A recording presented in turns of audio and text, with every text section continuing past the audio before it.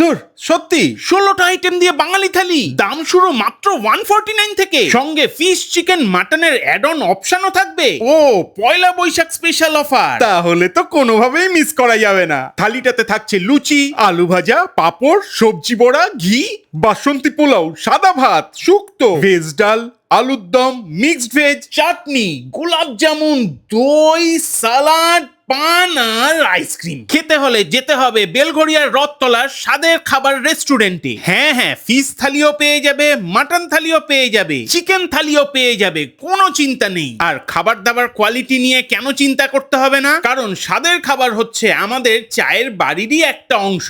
বাকি সব ডিটেলস ডেসক্রিপশনে দিয়ে দিলাম, চেক করে নাও। কিন্তু কি যে বলো, আমি চায়ের বাড়ি যাবো আর চা খাবো না, সে কি করে হয়? আমি খেলাম চা, আমার বউ খেলো কফি, খাচ্ছিলাম চিকেন পপকর্ন আর মকটেল, ততক্ষণে থালি দিলও কি জিরা rice, mixed fried rice, chicken কষা আর চিলি ফিশ।